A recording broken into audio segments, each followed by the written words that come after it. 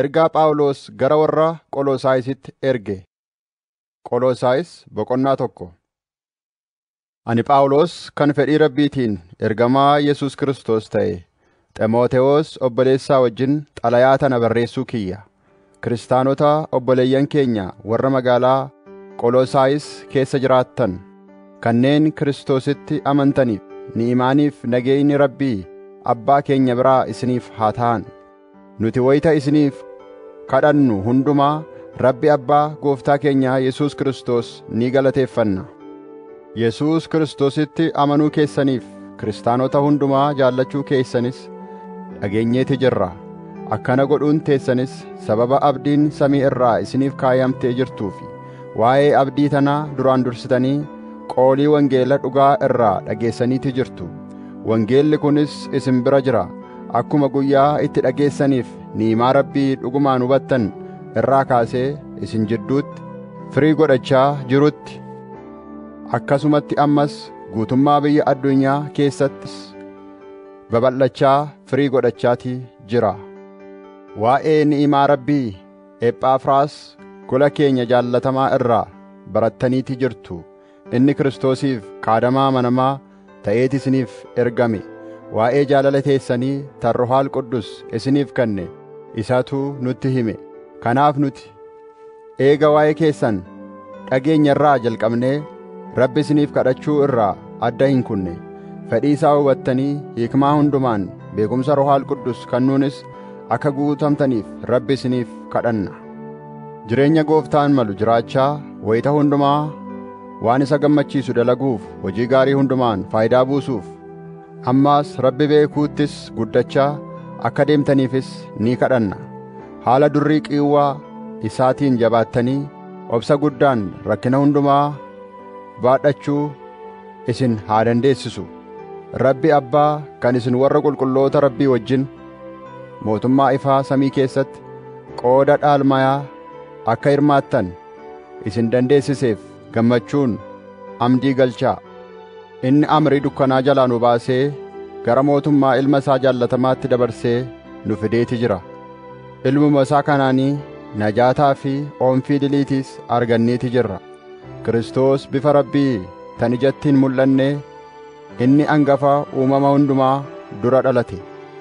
Wanni hundinuu Kiristoosiin uumaman, kanneen samii keessa jiraniif, kanneen lafa irra jiranis, kanneen ijaan argamaniif, warri hin argamnes, warri siree mootummaa irra taa'anii fi warri mootummaa qabanis, warri amrii qabeessaa fi warri sodaatamanis taanaan sanuma. Wanti hundinuu isumaan uumaman, isaaf jecha uumamanis. Inni waanuma hundumaa dura ture. Uumamni hundinuu isaan tartiibatti wal qabachiifaman. Kiristoos mataa waldiyaa kiristaanaa tan qaama isaa jedhamtee moggaafamteedha. Inni jalqaba waan hundumaati. Waan hundumaatti hangafa akka ta'uuf inni warra du'an keessaa dura ka'e. Rabbis guutummaa zaata rabbummaa isaatiin isa keessa jiraachuutti gammadeeti jira. Rabbi waan hundumaa isaaniifitti araarse. Dhiiga Kiristoos kan fannoo irratti dhangala'een waan lafa irra jiruuf, waan samii irra jiruufis nagaa buuseeti jira. Isin warra dur hojii teessan hamtuuf jecha Rabbi irraa fagaattanii, ammaas hanguullaa teessaniinis warra diinaa isaa turedha. Amma ammoo Rabbi du'a ilma isaatiin isinifitti araarsee warra isaaf qulqullaa'oon, warra illaas hin qabne, warra balleessaa hin qabnes godhee fuula isaa dura isin dhaabeeti jira. Haa ta'u malee amantiitti jabaattanii bu'uura keessan irratti cimtanii dhaabbachuuf abdii wangeelaan kennamte irraa sossa'uu dhabuutu isin barbaachisa. Wangeeluma isin dhageessan kanaatu uumama samii jala jiru hundumaaf lallabame. Ani Phaawulosis isuma kanaafin kaadamaa tahe. Ani amma isiniif jecha dararamuu kiyyaaf nin gammada. Qaama isaatiif jecha jechuun waldiyaa kiristaanaatiif rakkina Kiristoos rakkate guutuuf anis jasada kiyyaan rakkachuudhaan ittin fura. Akka ajaja hojii tan Rabbii anatti kennetti qoolii Rabbii guutummaatti isiniin ga'uuf kaadamaa waldiyaa kiristaanaa ta'eetiin jira. Icciitiin tun bara durii jalqabdee dhaloottan turan jalaa dhoyifamteeti turte. amma ammoo warra Kiristoositti amananiif mul'ifamteetii jirti. Rabbi icciitii durrii ulfinaatiin guutamte tana isin warra saba Israa'el hin ta'in keessaa amantiitti beeksisuu barbaade. Icciitiin mul'ifamte tunis Kiristoosuma isin keessa jiru, inninis abdii ulfinaa tan isin argachuuf eeggattani. Nutis Kiristoosuma labsina. Namoota hundumaa illaan maleetti Kiristoosiin fuula Rabbii duratti dhi'eessuuf ammas hunduma isaaniituu hikmaa hundumaan ni gorsinaa ni barsiifnasi. Qiiwwaa isaa tan humnaan na keessaan hojjechaa jirtuun tana godhuuf ittiin tattaafadha, ittiin qabsaawasi. Qoloosaayis boqonnaa 2. Ani isinii fi warra Lodooqiyaa jiraniif akkasumatti ammas warra fuula kiyyaa hin arkin hundumaafuu akkamitti akkan hedduu fardeeffachaa ture akka beektanin barbaada. Tana godhuun tiyyaas qalbii isaanii jajjabeessee jaalalaanis tokkaayanii jiraatanii badhaadhummaa hubannaa mirkaniin guutuu taate keessaa dhuftu arkatanii ammas icciitii Rabbii Kiristoos ta'uu akka beekaniifi badhaadhummaan ogummaaniif beekumsi hundinuu isa keessatti dhofamaniitii jiru.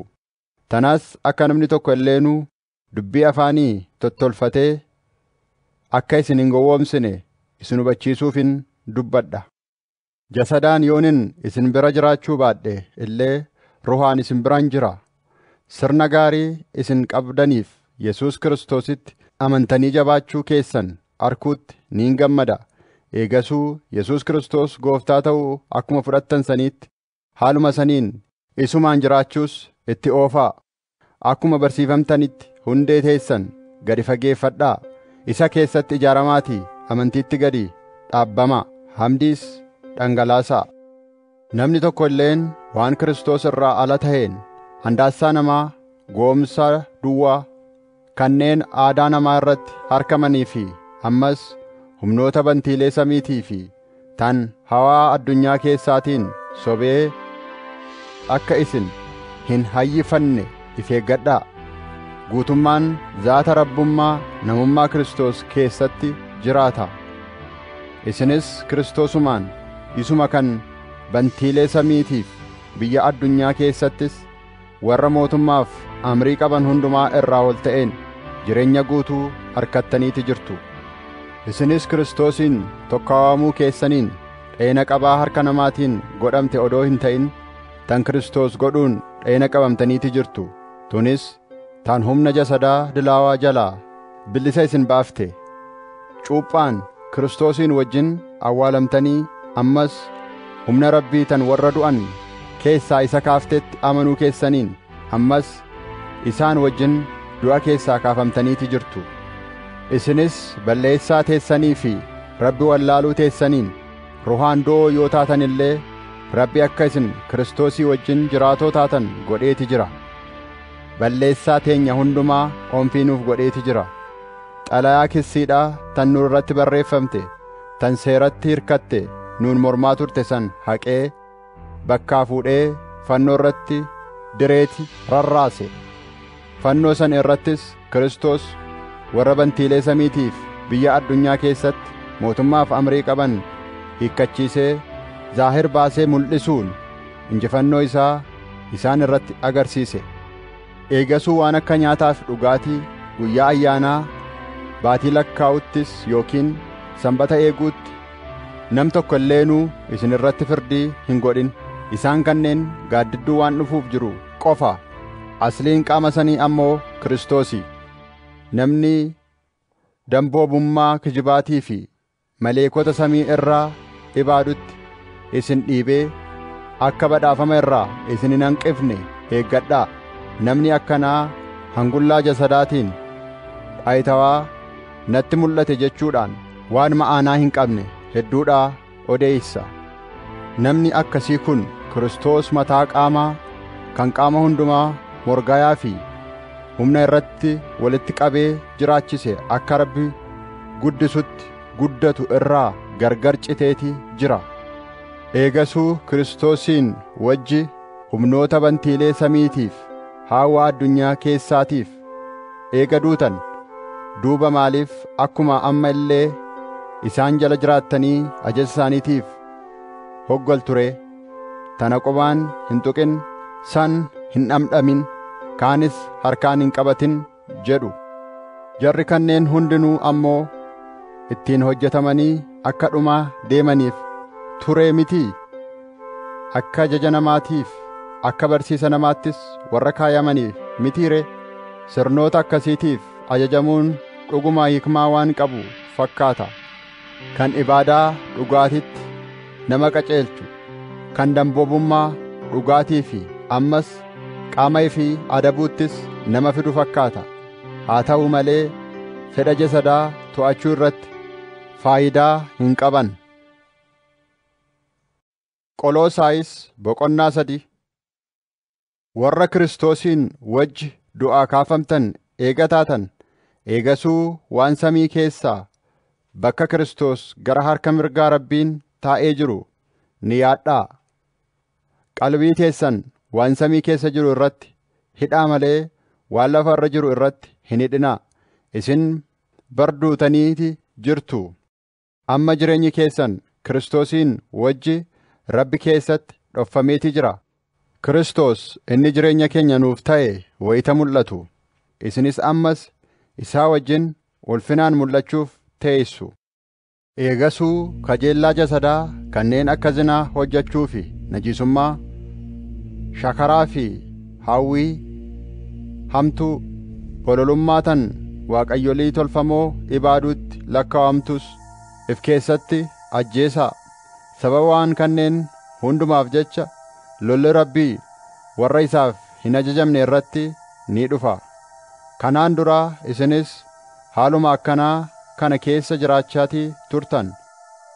Amma ammoo isin waan kanneen akka lolaa, aara, ammeenya, maqaa nama balleessuutii fi waan hamaa dubbachuu hundumaa irraahuu fagaadhaa. Namummaa moofaa keessan hojii isaa hundumaa wajjin waan ifirraa baaftaniif jecha kijiba walitti hin odeessinaa.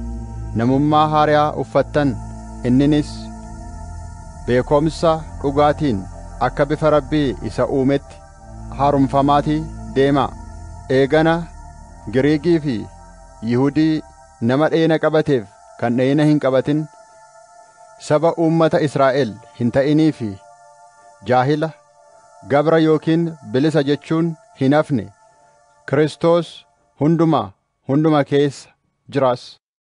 Eegasuu isin warra Rabbiin filatamtanii qulqulloota jaallatamoo taatan, rahaamata qabaadhaa, gaarummaa, damboobummaa, gara laafummaa fi obsas uffadhaa.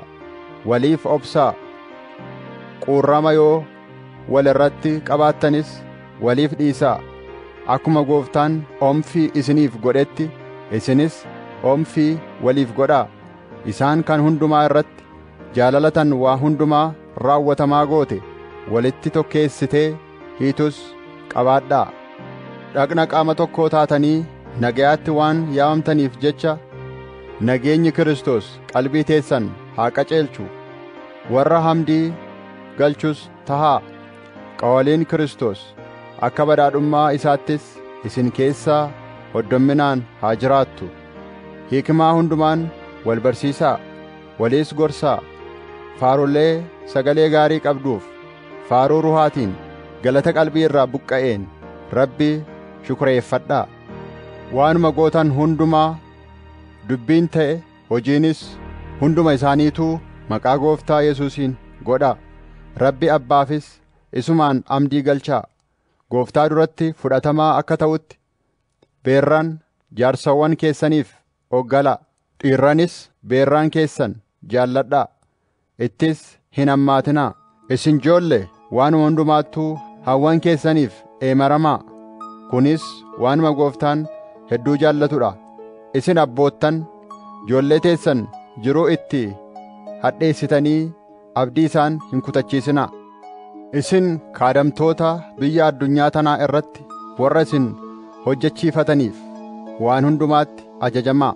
Ijuma isaanii gammachiisuuf odoo hin ta'in amanamummaa dhugaatiin ammas sodaa Gooftaattis qabaachaa kaadamaa. Waanuma dalayddan hundumaa namaaf odoo hin ta'in akka waan Gooftaaf hojjettaniitti garaa guutuudhaan ifirraa bu'aa dalagaa. Isin Gooftaa Kiristoos waan kaadamtaniif jecha ujuraan teessan dhaalamayaa Gooftaa irraa harkattan akka taate ni beektan. Namni badii hojjetu balleessaa isaatiif gatii isaa ni argata. Nama wal caalchisuun ammoo Rabbi bira hin jirtu. Qoloosaayis boqonnaa 4. Isin yaa gooftolii, isinis Gooftaa samii irraa akka qabdan waan beektaniif jecha warra isin kaadamaniif haqaaf mirga isaanii eegaafi. Rabbi kadhaaf if kennitanii warra dammaqoo fi warra hamdiis galchu tahaa.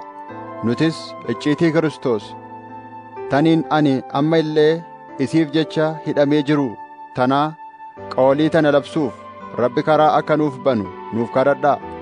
Anis akkaan irraa eegamutti zaahir baasee akkan isa labsuuf anaaf kadhachuu itti oofaa. Wayitii isiniif kennamtetti qaceellootti itti fayyadamaa.